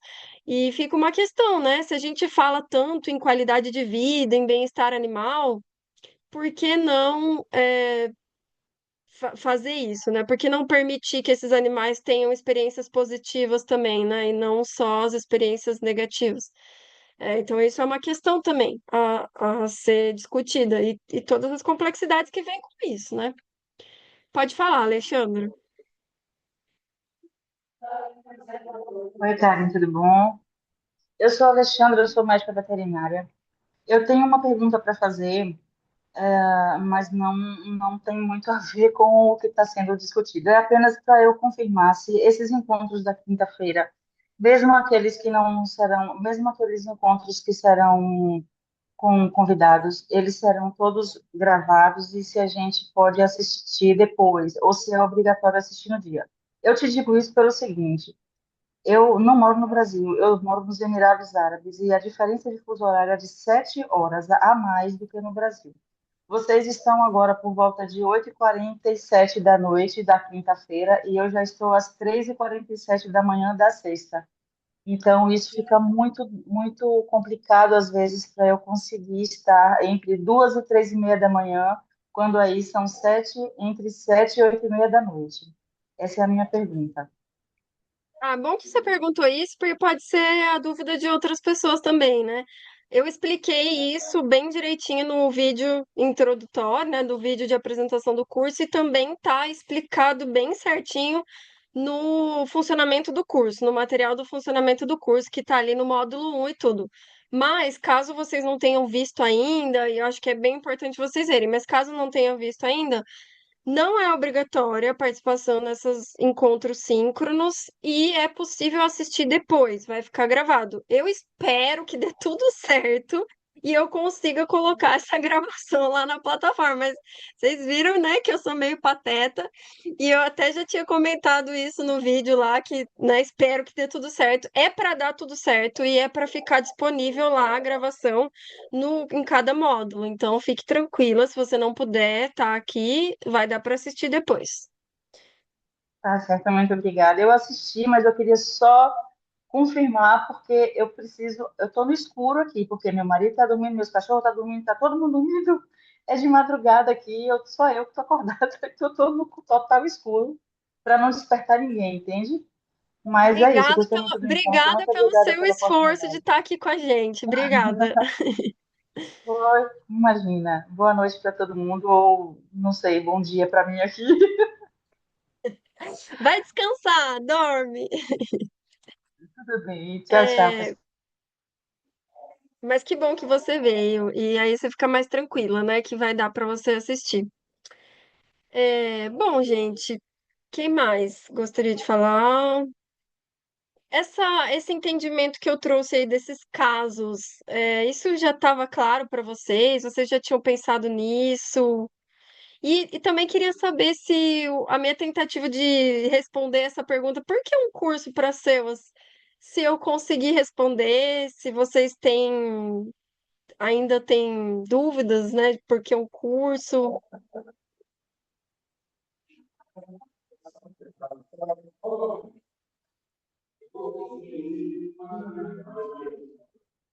Mas tudo bem também, gente. Eu sei que a gente já passou bastante aqui do nosso horário.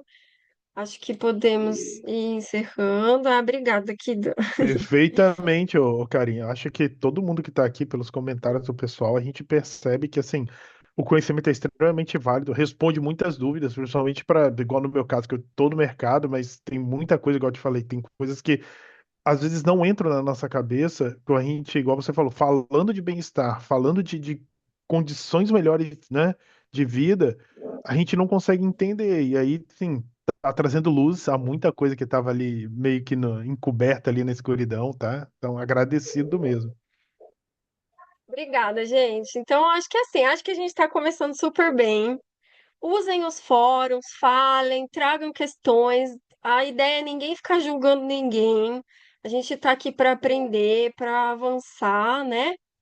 E é isso, assim, eu trato o curso com muito carinho, assim, eu leio tudo que vocês colocam, quando trazem pergunta também, eu sempre procuro trazer informações, artigos. Lá no módulo especial, a gente tem uma bibliografia inteira lá, mas se vocês sentirem falta de algum conteúdo, quiserem, né, saber mais sobre alguma coisa também, pode pedir, porque eu tenho muita coisa e vou ficar muito feliz em compartilhar. E também, assim, saibam que a gente é super acessível. Quem quiser saber mais do Fórum Animal, quiser perguntar qualquer coisa por e-mail, enfim, fiquem à vontade. Espero que vocês gostem. E fiquem também, deem os feedbacks de vocês, o que vocês estiverem sentindo falta, que dá tempo da gente. A gente tem 8 semanas, né? Então a gente já tem as rodas, os encontros programados, as pessoas convidadas. Mas eu posso falar, assim, né? Eu conheço todo mundo, algumas são minhas amigas, assim, pessoais. E aí eu posso falar, ó, o pessoal tá querendo ouvir mais sobre isso, eles estão com dúvida sobre isso, então eu consigo fazer esse ajuste aí, né? Então, comuniquem as suas inquietações, as suas dúvidas, tá bom? E é isso, gente. Então, um bom feriado para vocês. Obrigada pela presença. Estou muito feliz com vocês estarem aqui no curso. Eu acho que vai ser uma ótima jornada.